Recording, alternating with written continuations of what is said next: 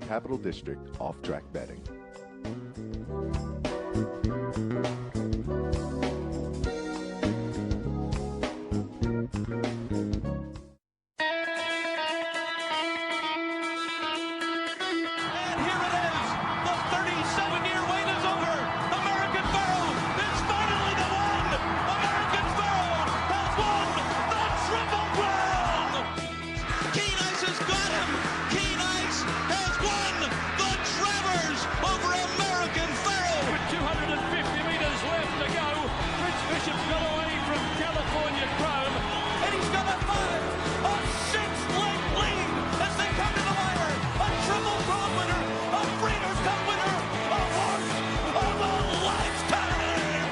Broadcasting live from the Capital OTB studios, this is Racing Across America with Seth Merrow.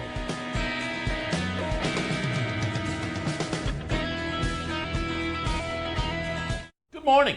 Welcome to the Sunday edition of Racing Across America. I'm Seth Merrow on a wet, raw, cool Sunday morning in the Capital District. If you're out driving around playing a little extra time, use caution. I mean, it's hovering around the freezing mark and it's raining right now, and they say things could shift as the afternoon or the day progresses, a little sleet, a little snow or whatnot. So again, if you're headed out, just drive carefully. We want you around for today and through the holiday weekend and for the future. So take your time as you travel around today because again, it's a little bit messy as it is that time of year where you do have to use some caution. Let me toss out some notes, some promo notes before we get underway formally here. Do want to remind you today the bonuses continue. Couple percent, 2% bonuses as far as Del Mar wagers this afternoon. 3% as far as Churchill down. So Del Mar and Churchill, if you're wagering with your Capital OTB bet account, you have the potential to get those bonuses. There are some restrictions. Check out the website for more info. It's an NFL Sunday here at the Clubhouse Racebook. Love to see you down here. You can watch all the games. And there's usually our studio is in the back of the Clubhouse Racebook, if you're not aware. And during the day, I walk out in the front side a few times and usually get a pretty good crowd down here on Sundays. A lot of fun. You can root along your favorite team as far as the games, and certainly root along your favorite horses because all the horse racing action as well. Put your name on a square. Maybe you win a jersey or a food voucher. Wear a jersey. You get in for free. It's all here at the Clubhouse Racebook every Sunday during the NFL season. Watch all the games and catch all the racing action. 711 Central Avenue in Albany. Also want to remind you that's the location of this year's annual turkey giveaway. Once again, Roddy Valenti and family, Valenti Gravel, and some of the other sponsors. 1,400 turkeys up for grabs Wednesday morning here at the Clubhouse Racebook, co-sponsored by Capital OTB, Kenworth, Capital City Produce, Persh, Kaplan, Sterling, and of course ShopRite. But it's mainly Roddy Valenti and family. We've had Roddy on in years past talking about how privileged he feels to be able to do this, given he's in a position to do it. And it's great to see Roddy and his family out there on that morning and see the folks in line who are appreciative of really getting a Thanksgiving meal. Because as you can see, some of the other Capital City Produce and ShopRite, there's usually a bag of some other goodies as well, maybe some sweet potatoes or whatnot to put on the Thanksgiving table also. That all happens right here at the Clubhouse Racebook. Again, line up early, but things start to unfold at 11 a.m. and will continue until supplies run out. 11 a.m. until supplies last here at the Clubhouse Racebook on this Wednesday, November 27th. Come on down, pick yourself up a turkey for Thanksgiving here at the Clubhouse Racebook. Also, I want to remind you of a couple of mandatories. We will discuss a little bit later today the mandatory down at Gulfstream Park West. It is closing day there with the championship meet at Gulfstream proper coming up in a few days. But Gulfstream Park West closing today means the mandatory pay on the Rainbow Six, there's over $1 million in the pool. I looked at a Mike Welch column in the Racing Forum from a couple of days ago. They were expecting 5, 6, 7 million maybe. 20-cent increments, so you can put together a little ticket that is a reasonable amount and still have some coverage. We will talk to Ron Nicoletti towards the end of the program and get some of his ideas on this rainbow sequence today at Gulfstream. But keep that in mind. Coming up later today, the mandatory pay at Gulfstream in the Rainbow Six, and it should balloon up enormously. Also, one more mandatory I want to remind you of coming up Friday. Our Capital OTB Bounty Bet. There's over $2,000 in the pool. It's a mandatory pay on Friday, the day after Thanksgiving. All you have to do is play the late pick 5 at Aqueduct with your Capital OTB account, and you're in for a shot at all or part of that bounty. Again, that's coming up this Friday, the day after Thanksgiving. Bounty Bet, mandatory pay, the late pick 5 at Aqueduct. All right, that takes care of the housekeeping.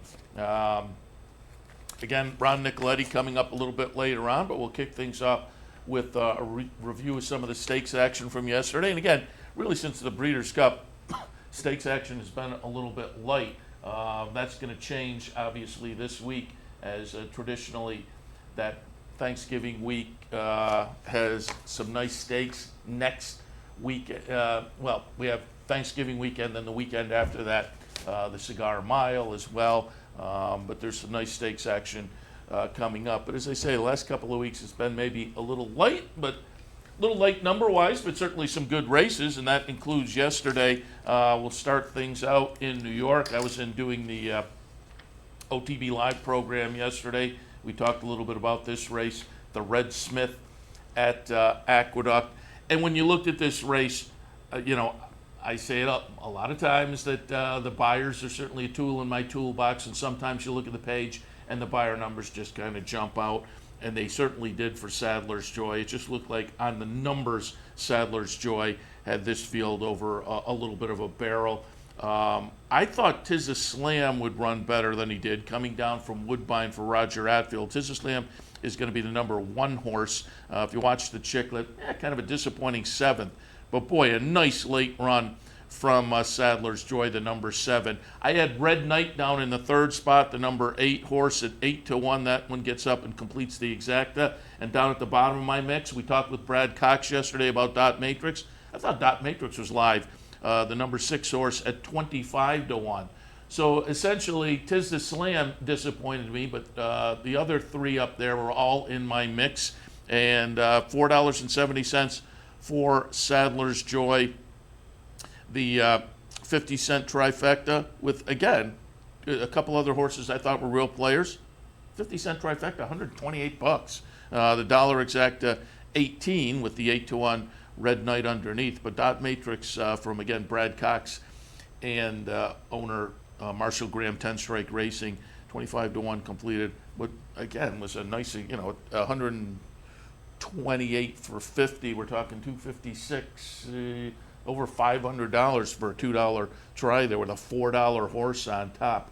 And as I say, we talked a little Dot Matrix yesterday with Brad Cox, and question mark with Dot Matrix was going to be the 1 3/8 distance.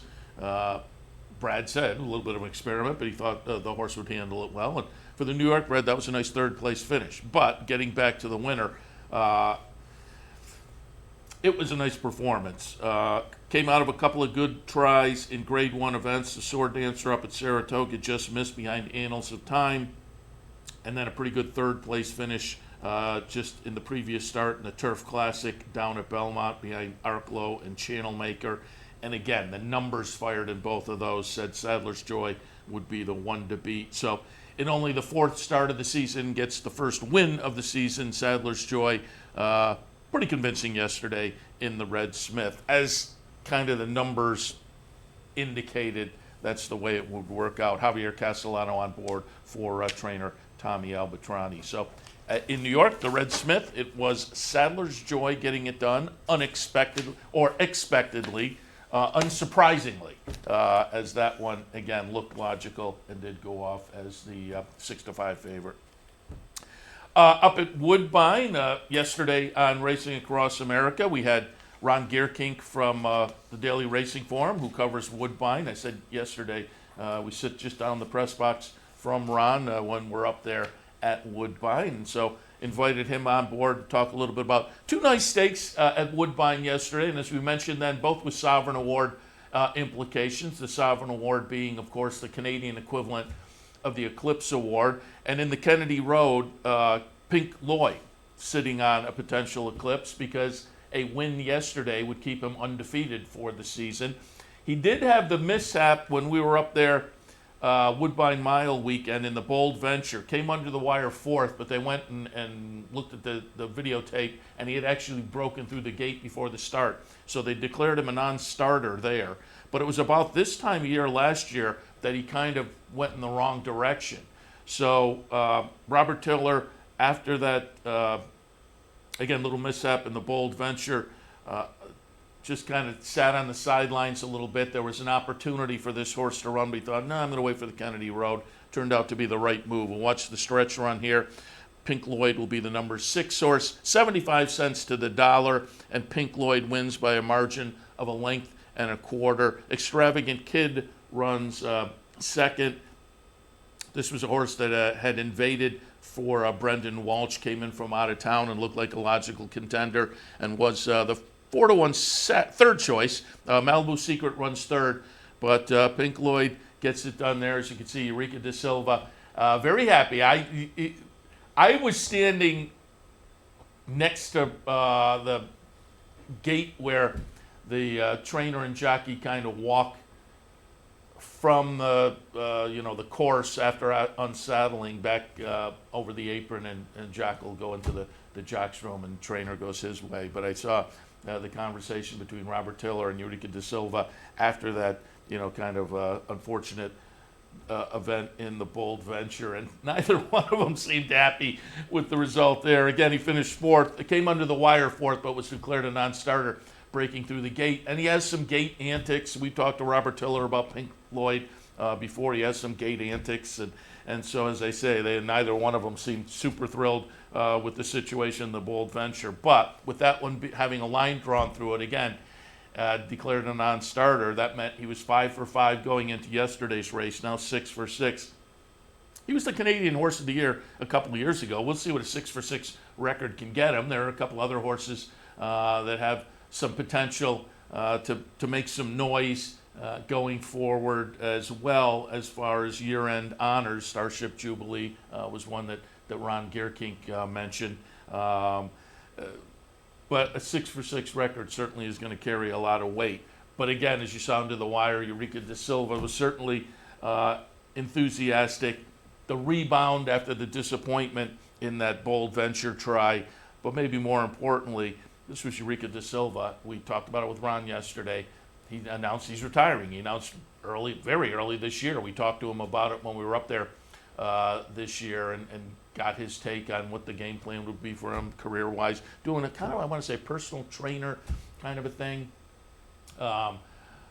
But he's at the top of his career. He has a lead up in Woodbine that clearly is going to make him the leading jockey up there again this year. So here's a guy going out on top, but to have a horse like this, previous Canadian Horse of the Year Sovereign winner, and a horse that Eureka De Silva has been tied onto for a long time, to go out in your last ride on this horse and get the nice victory and maybe seal up another Sovereign Award. You can see Eureka De Silva, understandably and properly, very happy yesterday getting the win. So Pink Lloyd gets it done in the Kennedy Road. So again, another unsurprising victory there, with Pink Lloyd returning $3.50. But things a little bit different in the Coronation Futurity. Again, we talked about this one with Ron Gierkink yesterday, and mentioned 2-year-old Sovereign Award implications in here, with Muskoka Gold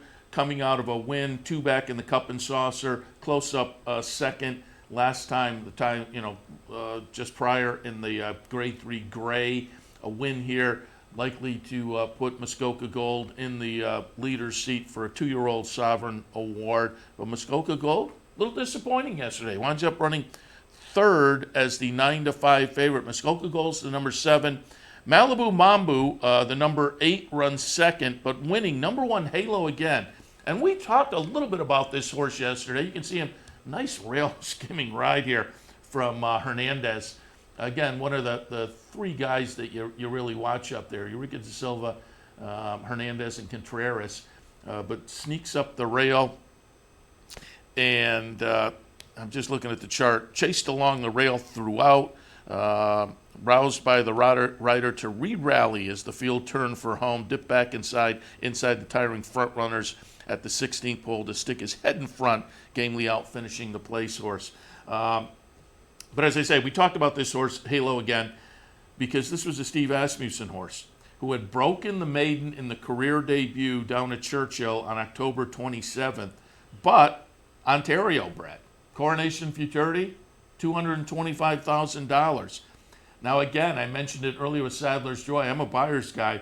The buyer was a little bit light. I mean, he won his career debut with a 56. Muskoka Gold has been running in the mid-70s. I didn't see the buyer for yesterday. I'm going to have to see maybe during a break, see if somebody posted it online. But I would clearly expect this to be an improved number for Halo again, which is always possible in the second start of the career for them to move forward. But it wasn't only a question of, hey, broke the maiden at Churchill, now you go up, you try Stakes Company up in Canada, but that means going from the dirt track at Churchill Downs to the synthetic at Woodbine. Not only did it successfully, looked pretty good. It was a chart margin of only a head, but it was a nice run there. Malibu Mambo, the number 8 horse, again under Eureka da Silva. A good second. Again, Halo again had to hold that one off late, who was moving on the outside. So Malibu Mambo, again, in only the third career start, also one that will be worth watching next year as a 3-year-old. But, again, because Halo, again, comes from the Steve Asmussen barn, and given that yesterday's race was restricted to Ontario breds, that means Halo, again, an Ontario bred, and that means maybe Steve Asmussen in the Queen's Plate next year. We'll see what they do with Halo, again, moving forward. But that is certainly a possibility, given that now the horse has shown some kind of affinity for that synthetic surface up at Woodbine. But nice win from Halo again. A little bit disappointing from Muskoka Gold. He's back by just about a length there, again, as the 9-5 favorite. Did have a little trouble maybe at the start. And again, given what we've seen from him this year, he's also another horse that certainly worth watching next year as a 3-year-old.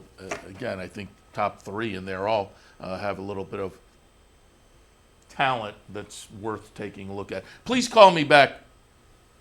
The Roger Atfield horse that has also been a pretty good-looking 2-year-old so far, and we mentioned that one yesterday with Ron Gearking. Question with Please Call Me Back was going to be the move from turf to synthetic, because the entire career so far has been on turf. Please Call Me Back winds up 7th in the field of 8. I don't know if you can make up your mind on one effort, but certainly that one effort did not lend necessarily to confidence going forward with the synthetic for Please Call Me Back, but we'll see what they do with that one as a 3-year-old next year. Finally, pulled up the Native Diver out at Del Mar. Scratched down to a field of 4, so a little bit disappointing as far as field size, but I wanted to show this one because it featured Roadster as the 4-5 choice. Roadster, of course, the Bob Baffert runner that ran 16th in the Kentucky Derby, but prior to that had won the Santa Anita Derby. So this was a 3-year-old from Baffert that certainly had shown some talent.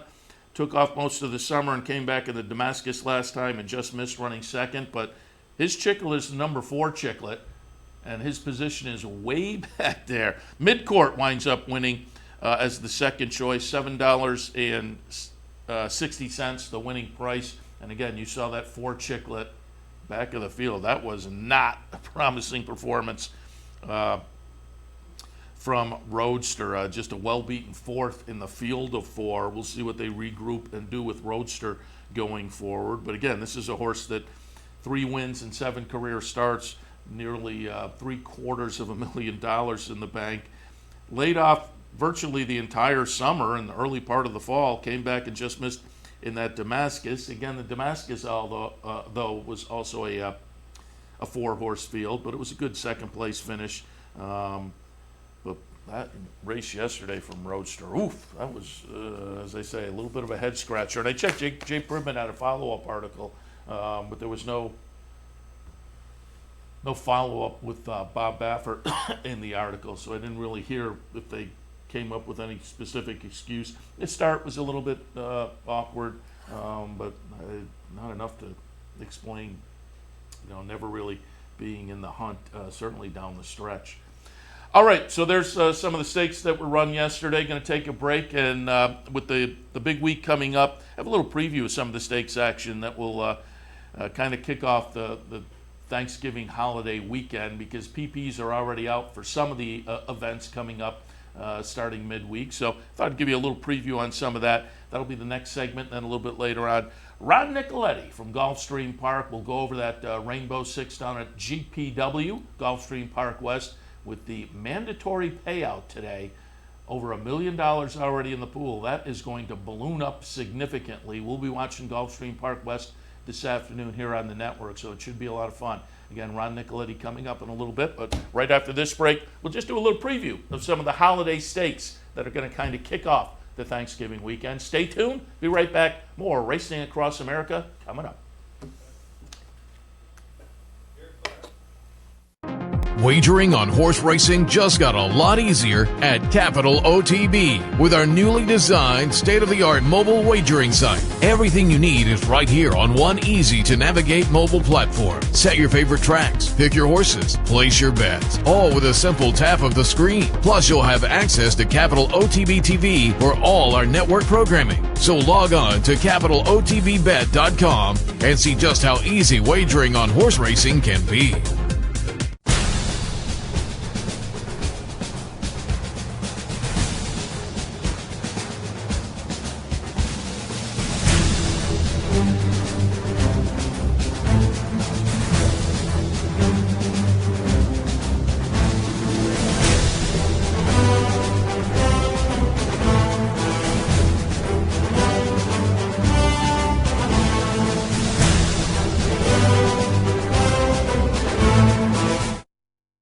Welcome to Albany County, an incredible destination to live, work, and play, with easy connections to more than a dozen cities from our vibrant modern airport. It's a short trip downtown to a hive of culture and amusement, from world-class shows at the newly renovated Times Union Center to reliving the past at the New York State Museum. From outdoor recreation to shopping to nightlife, Albany County has something for everyone. We'll see you soon.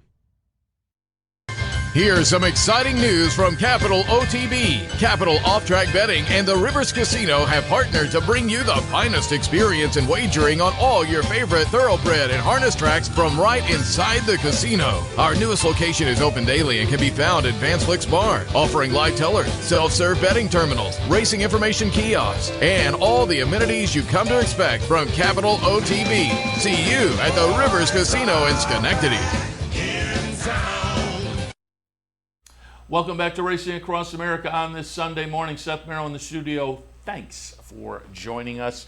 Again, going to preview some of the stakes. PPs are already out for some of the early part of the holiday weekend, including Wednesday. PPs came out a day or two ago for the Zia Park card, which includes the Zia Park Derby. And I had a couple of replays, and I was going to talk a little bit about some of these races, but I have to admit they've kind of fallen apart. We'll see. You can take a look. There's a nice all-stakes pick 5 that includes the Zia Park Oaks and the Zia Park Derby on the card. But take a look. It's fallen apart a little bit. Mary Rampolini had a list of some of the known, we're Sunday talking about Wednesday races, some horses that are already known. And part of it is the unfortunate incident.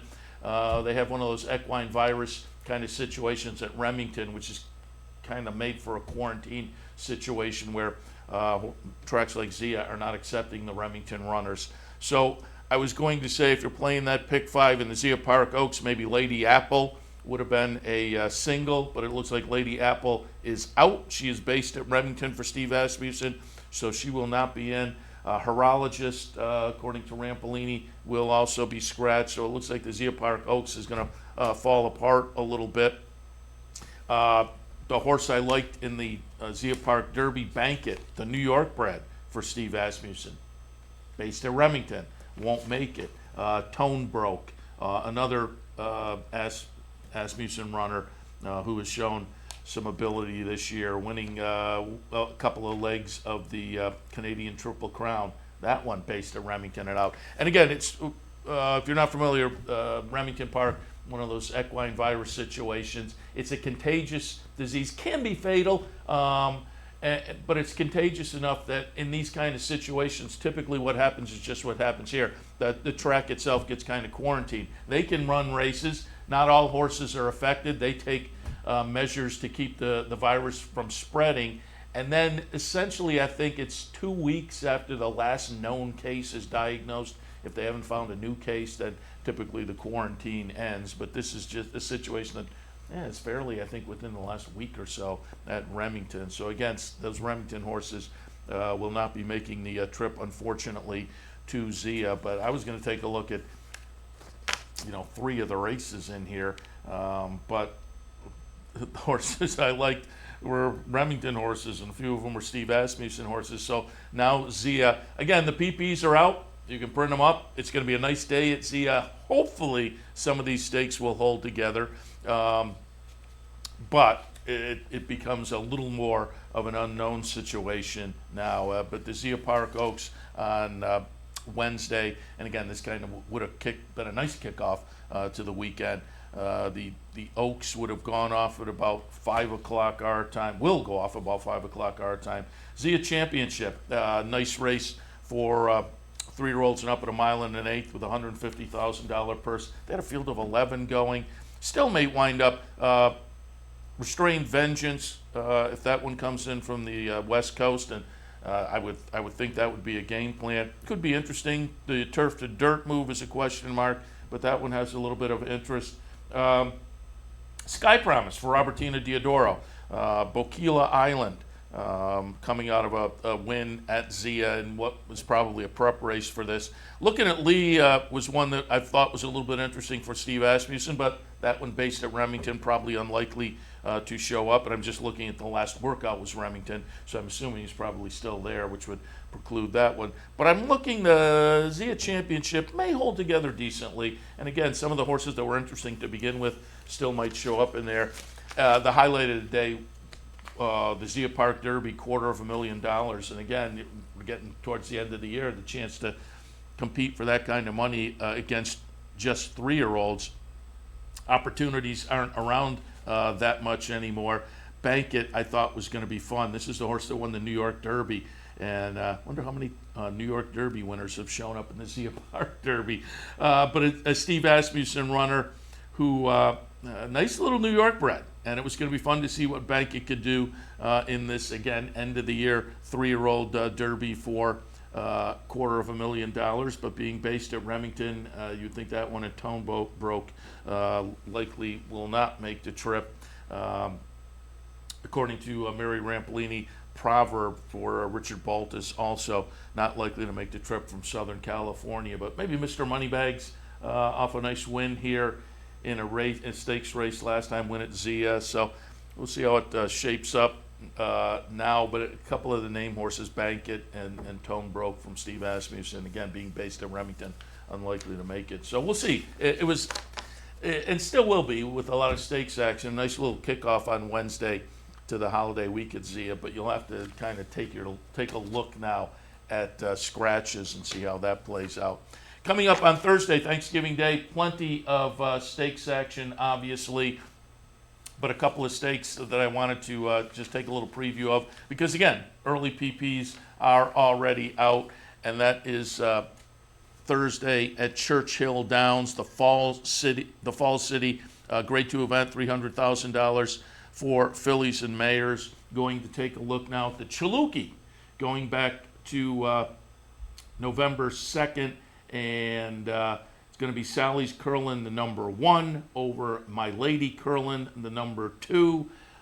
They're both back on Thursday, and you would have to think these horses will take the action. There's no morning line in the PPs I printed up, but off of this effort, these two look kind of like logical contenders. My Lady Curlin, trained by Brad Cox.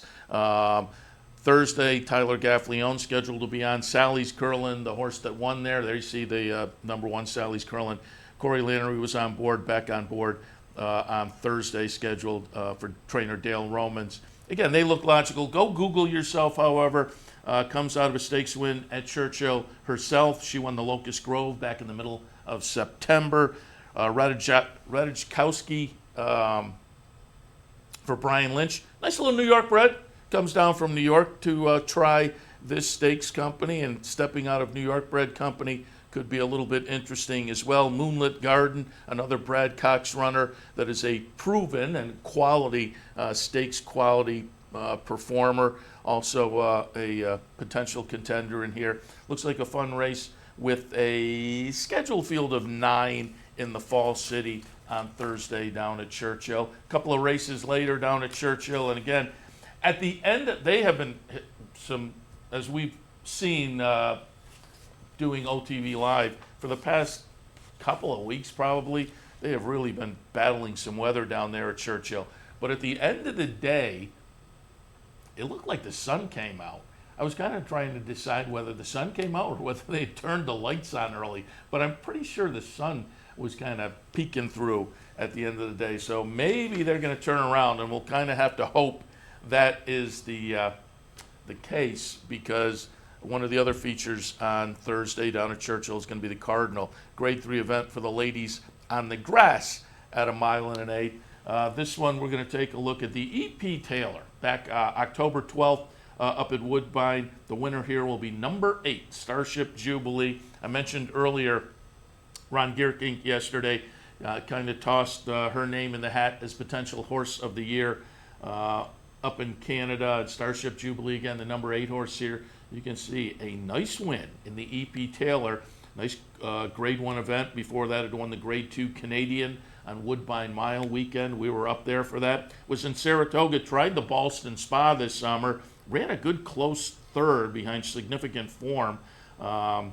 So, 3 wins so far this year for Starship Jubilee, including those 2 stakes most recently up at Woodbine. Started the season out winning the Sunshine Millions Filly and Mare Turf down at Gulfstream. So we'll see what she can do in the Cardinal, because again, as Ron said, potential Canadian Horse of the Year contender. I would think, she's got a nice record. Those last 2 wins very nice.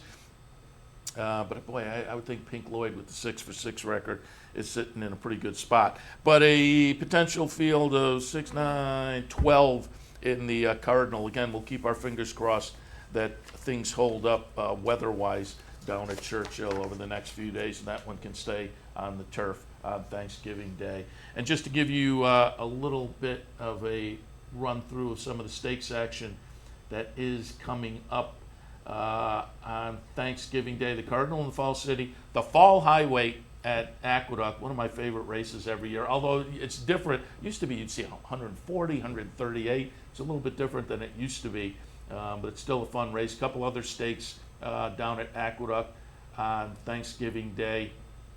Friday, obviously, will be a big day this week with the Clark Handicap, the Grade 1 down at Churchill Downs. They'll also have the Mrs. Revere kicking off the nice turf festival at Del Mar with the Hollywood Turf Cup on Friday. Actually, the red carpet on Thanksgiving Day out at Del Mar, but the Hollywood Turf Cup on Friday at Del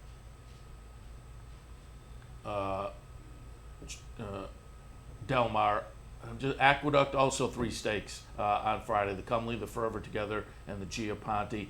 And then on Saturday, a week from yesterday, Aqueduct Turf Championship, the Discovery, the Long Island, all down at Aqueduct. Churchill Downs. Churchill Downs on Saturday is going to be fun because 'tis the law. Maybe gets an Eclipse Award tucked into his back pocket in the Kentucky Jockey Club down at Churchill. Also the Goldenrod for the 2-year-old ladies down at Churchill. Out at Del Mar, the Hollywood Derby, the Jimmy Durante, the Seabiscuit.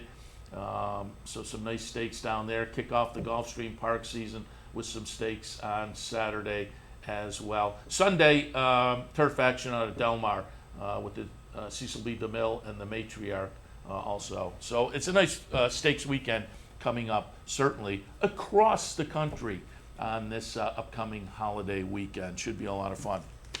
All right, and I did have a note as far as 'tis the law work yesterday. 'Tis the law, 59-3. yesterday. 'Tis the Law in prep for that Kentucky Jockey Club.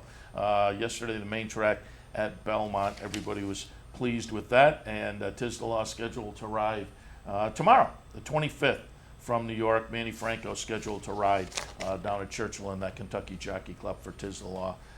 Jack Knowlton, Barclay Tag, Saratoga Stable. We'll see how it works out for that nice 2-year-old on the weekend.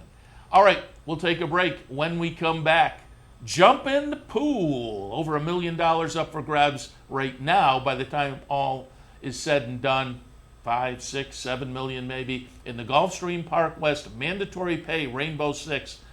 We'll get some ideas from Ron Nicoletti right after this. Stay tuned. Where's the best place to find your favorite teams, your favorite food, daily drink specials, and wagering on live horse racing? Legends Field Sports Bar, 711 Central Avenue, Albany. Get your game on day or night with 75 flat-screen TVs, tournament-style pool tables, a private banquet room, and live horse racing. So if someone asks you, where's the best sports bar in the Capital Region? Tell them Legends Field Sports Bar, inside the Clubhouse Racebook, 711 Central Avenue, Albany.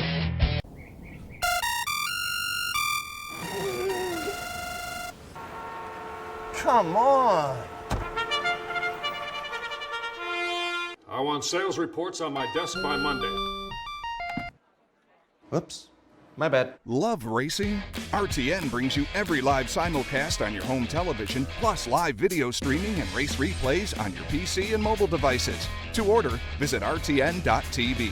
RTN, a breed apart. Here in upstate New York, no one provides bettors with more wagering options than Capital OTB. Our network of branch and easy bet locations stretches from the mid-Hudson Valley all the way to the Canadian border and west to central New York.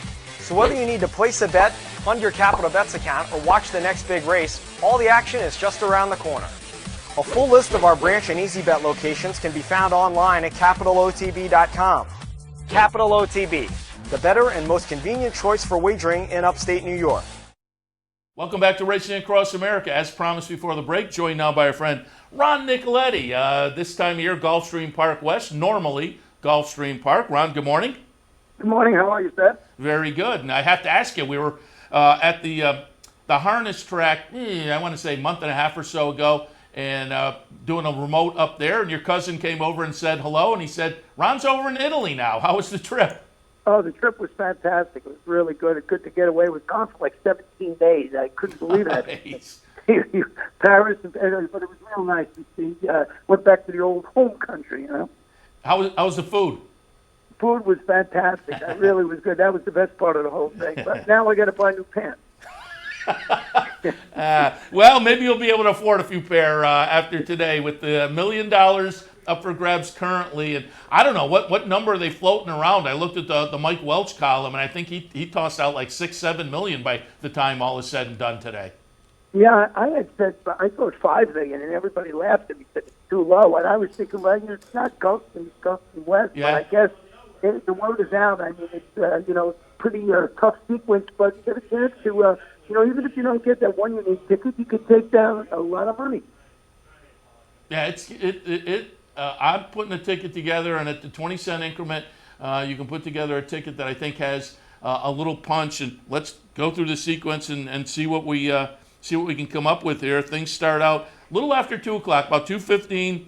The fourth race kicks off the Rainbow Six. We're bottom level conditional claimers. I said 3, 2, 4, and 6, and I thought the 3 and the 2 were the horses you had to get through. I'll probably stick with those. Vicky Apple and Leilani, they both have some pretty good numbers. Vicky Apple comes off a nice win, one condition below, but she did it in a way that I think says, the next condition isn't going to be a real obstacle. So for me, it's 3, 2, 4, and 6. Your thoughts on the fourth? Well, the 2 got scratched, Leilani. Okay, all right. I just got that in, so I went 3, 4, 6, just like you with Vicky Apple and Infinity Sky. And I ordered Papa's Girl. Now, today, Christian Torres, the apprentice, busted up his lip. He won't be riding. That'll be Paco Lopez. So Papa's Girl showed his speed. I like the fact that, Paco's just been riding great. So I'm going to go 3, 4, 6 to Leilani. There was one other big scratch in the sequence. So I'll tell you what it is now. Race 8, the number 2, Sterling. Those were the 2 big ones out of there. All right, let me Oh, yeah, okay. I had that one on top too. All right, Yeah. all right. I'm good. Now I got to readjust the ticket. But that's and I say that to people these days. You do want to. I usually sit back, but I handicapped yesterday, obviously, because we put out the handicapper support sheet that's available on the website. But normally these days, I like to kind of sit back and wait for those scratches, so you don't get married to anything. But you do have to take the scratches into account and work your ticket from there. All right, let's move on to race number 5. Maiden 20 claimers scheduled on the grass. Oh, I should ask you. And I looked yesterday, and it looks like weather should be okay today, correct?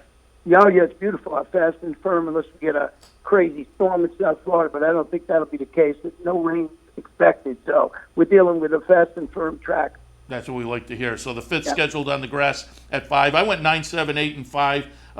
Milka on top gets a little bit of class relief. A decent try last time, so that one seemed logical. And then La Flamenca,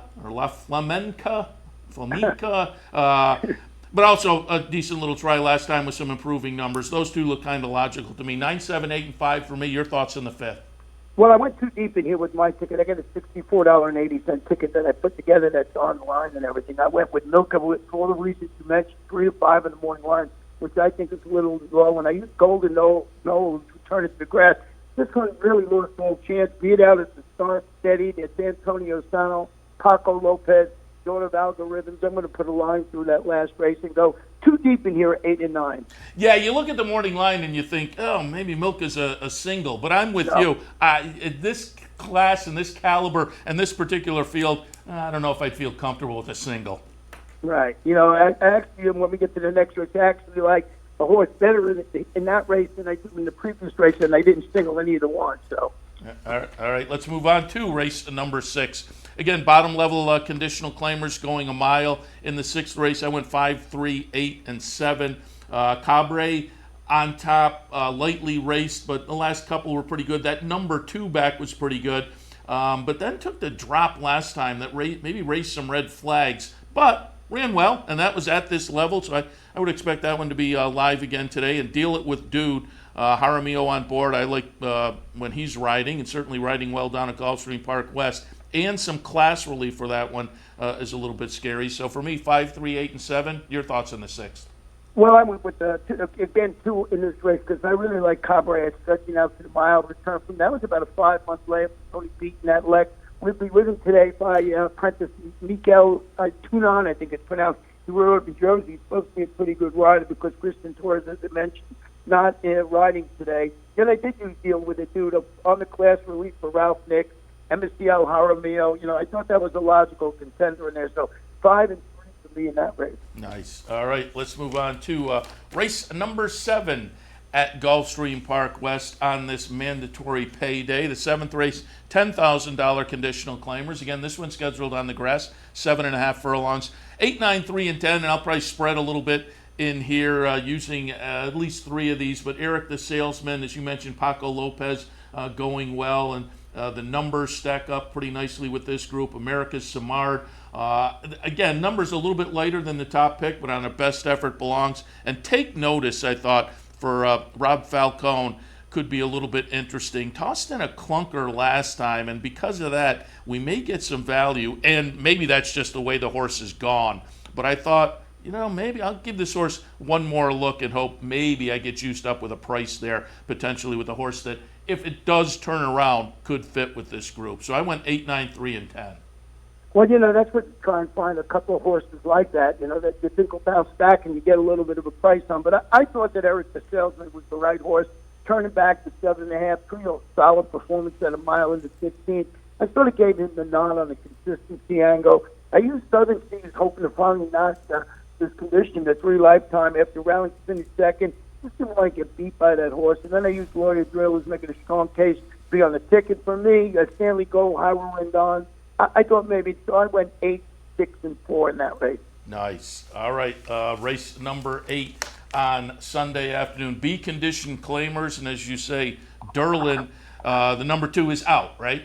Yes. Okay, so that changes my ticket up because I had that one on top for Safi Joseph, but I'm now 3, 8, and 4. Nonsense dropped down to this level last time and ran well. One of those I say a lot of times when I'm handicapping. Why not right back? They won a pretty similar race last time. Why not right back? So Nonsense in the mix for me. Also the 8 and the 9, or the 8 and the 4. 3, 8, 4 for me in the 8th. What were your thoughts? Well, here's my long shot comes in for the day, and the 7 Painter Fest.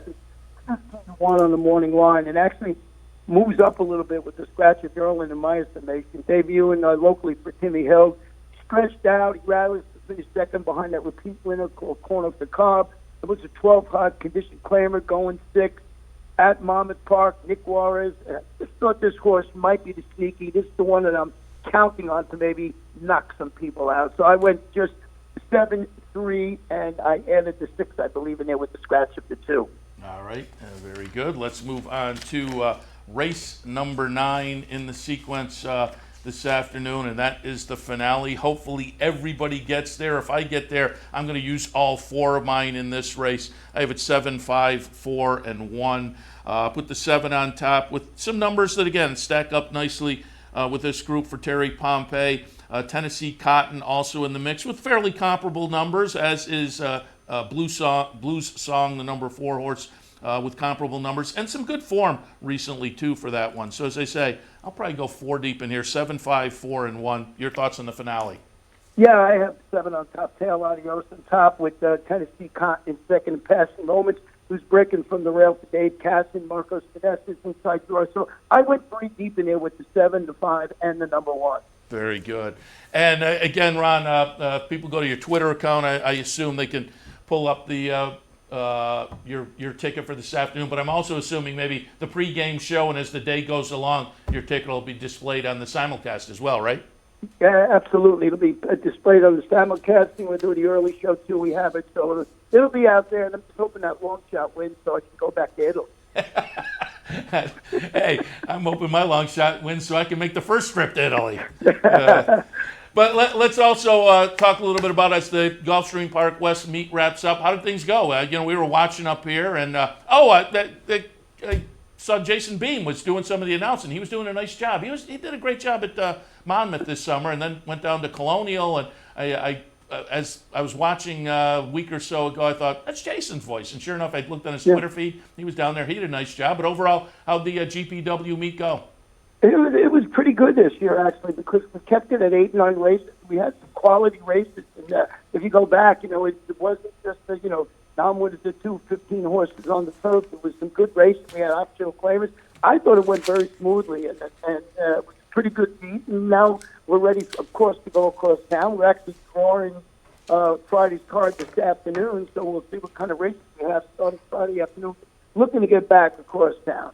Yeah, and certainly we make our annual trips down there, so we're looking forward to the championship meet again. And obviously when that kicks off, we'll plug in to talk a little bit about some of the stakes action down there as well on occasion. We appreciate the visit this afternoon, though, with the Manatory. Looking forward to it. And Ron, good luck to you. Good luck to us all. That's for sure. Good luck. Bye. Appreciate it. Ron Nicoletti, Gulfstream Park West. Again, $1 million in the pool today. That could balloon up to $6-7 million by the time things get settled. The handicappers report page, and I didn't look to see, but I did put a ticket together for that page. But again, with a couple of scratches in the mix, I will redo that. We'll tweet out, and here on the network we'll be looking at Gulfstream Park West. So we'll put up a graphic as the day progresses. I'll put up a little ticket myself and see how things work out. As far as, you got to take a shot.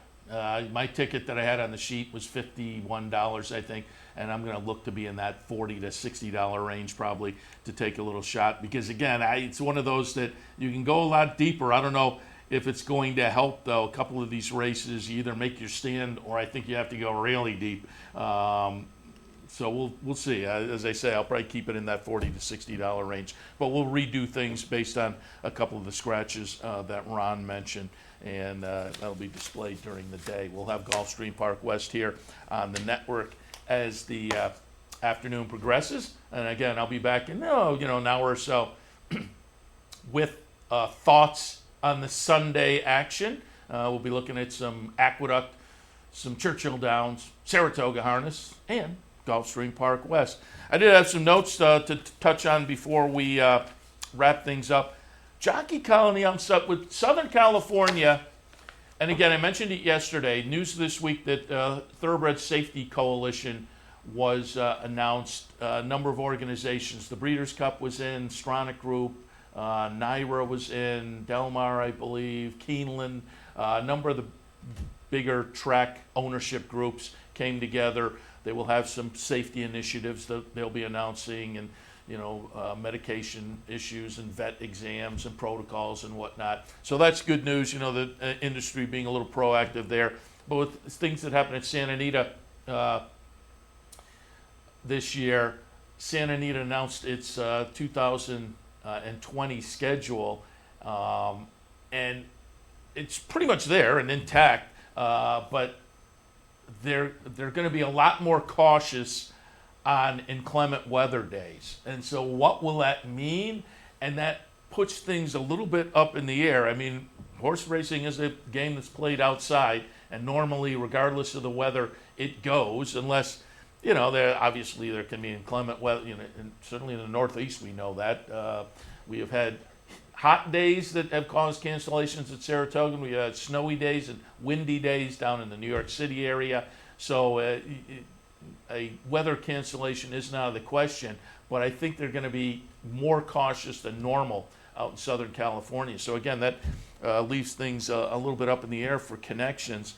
And some of the jockeys, Joe Talamo has announced he is going to switch up his year-round rotation. He's going to head to Oaklawn for their meet the beginning of next year, and then pretty much have an Arkansas, Kentucky circuit. So he's pretty much out of Southern California. Talamo, 2007 Eclipse Award winner.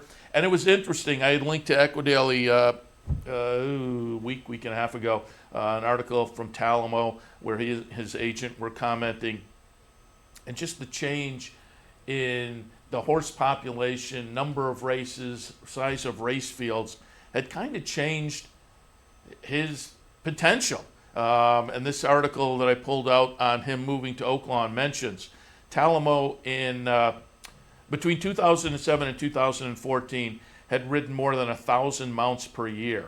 But then 2017, he went from that 1,000 or over. 2017, he was at 751. Last year, he was at 688. And so far this year, just over 500. And so pretty much because of just racing, the racing business changing, he had kind of lost half of his opportunities. So he's going to hope that maybe things kick up. Boy, I'll tell you, Churchill with the purses they're throwing and field size, Kentucky may be attracting a lot more. Martin Garcia has moved from California to Kentucky within the past couple of weeks as well. So Joe Talamo on the move. Corey Nakatani has officially announced his retirement. He was seriously injured in an accident last year at Del Mar. 49 years old, 3,900 races won, 3,900 plus, 120 Grade 1 races for Corey Nakatani. Obviously one of the more notable and more talented jockeys of our generation here, as it were, and announces his retirement. It's one of those not unexpected things in that, he was on the sidelines for well over a year, and at 49, that he announced his retirement, I think just kind of made it official. And one more jockey of note, moving tack from the West Coast. Kent DeSormo heads to Fairgrounds this winter. Over 6,000 career wins, one of only 18 riders who passed the 6,000 career win mark. Also 49 years old, but he's quoted as saying getting to ride 10 horse fields and having more mounts is a satisfying relief. So again, kind of reacting to the situation out in Southern California. Kent DeSormo heading to Fairgrounds this winter.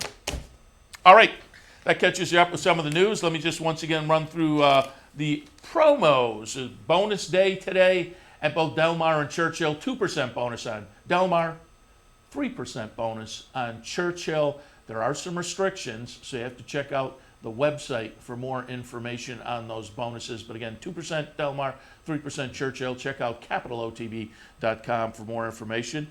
Clubhouse Racebook today. Watch all the football action. Cheer on your favorite team. Cheer on your favorite racehorses. All the football action, all the racing action every Sunday during the NFL season. Clubhouse Racebook, 711 Central Avenue in Albany. Once again, a couple of mandatories to mention. The big one today down at Gulfstream Park West. Jump in.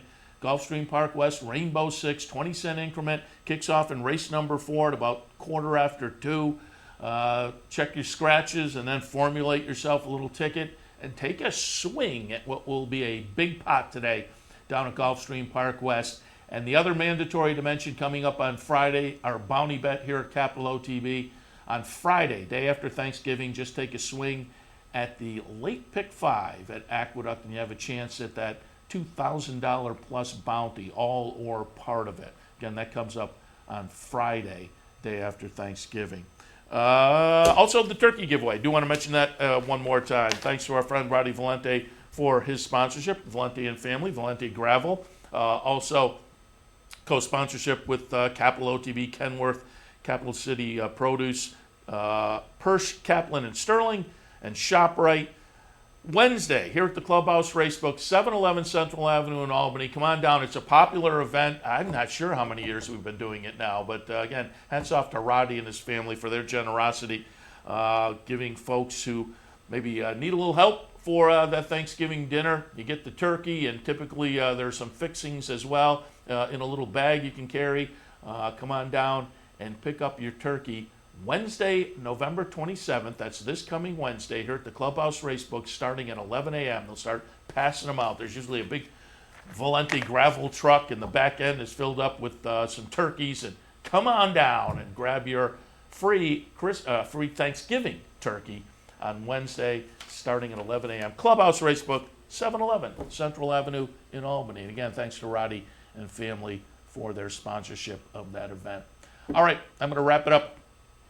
Racing Across America on a Sunday morning in the books. I will be back as far as morning programming.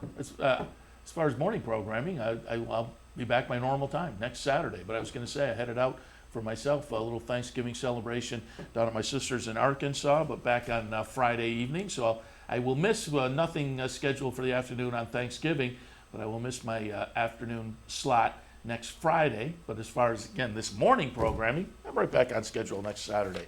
So that is the situation there. In the meantime, I want to wish all of you a good Thanksgiving week. I'll be back this afternoon, so I'll have a chance to wish everybody a happy Thanksgiving then as well. Before I take off, do have the afternoon edition of OTB Live. That'll kick off in about an hour. So thanks for tuning in this morning. As always, we'll see you a little bit later on.